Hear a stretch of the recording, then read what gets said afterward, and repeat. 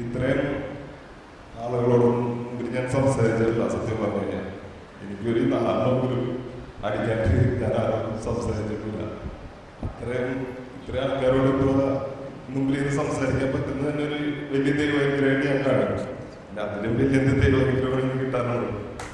ഞാൻ ഇവിടെ വന്ന് ഈ ധ്യാനം കൂടിയിട്ട് എനിക്ക് ഏറ്റവും വലിയൊരു ബോധ്യം കിട്ടിയത് നമ്മളെല്ലാവരും കുറ്റപ്പെടുത്തുന്നവരാണ്. അപ്പൊ ഞാൻ ഈ ഇടയ്ക്ക് ഒരുത്തരെ ധ്യാനത്തിന് കൊണ്ടുപോയിട്ട് ഒരാഴ്ച കഴിഞ്ഞപ്പോ വീണ്ടും കള്ളടി കൊടുക്കും.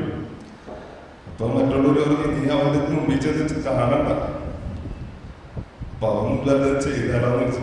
പക്ഷെ ഇവനെ ഞാൻ കണ്ടു കഴിഞ്ഞപ്പോ ഇവനെ കണ്ട് മാറിപ്പോയി കഴിഞ്ഞപ്പോ ഞാൻ പറഞ്ഞ സാരമില്ല, ഇത് എനിക്ക് ഒരുപാട് പ്രാവശ്യം പറ്റിയിട്ടുള്ള കാര്യമുള്ളൂ, അതുകൊണ്ട് ദൈവം ക്ഷമിക്കും.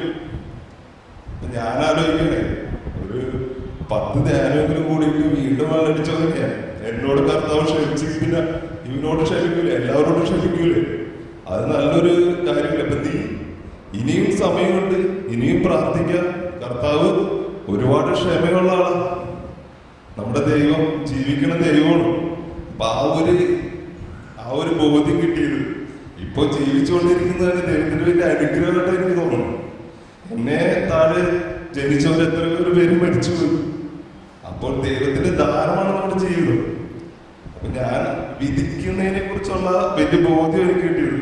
തീർച്ചയായിട്ടും ദൈവത്തിന് ഞാൻ നന്ദി പറയുന്നു. ഈ ക്ലാസ്സിൽ കൂടാൻ പറ്റിയതിനും ഇവിടെ വരാൻ പറ്റിയതിനും ഇവിടെ വന്നിരിക്കുന്നവരെ വലിയ ദൈവത്തിന്റെ അനുഗ്രഹം കൊണ്ട് ഇവിടെ വരാൻ പറ്റിയതാണ്. തീർച്ചയായിട്ടും ഞാൻ തോമസ് പോൾ സാറിനെ ആദ്യമായിട്ടാണ് കാണുന്നത്. ഒരുപാട് നന്ദിയുണ്ട് എല്ലാവരും. ഈശോയും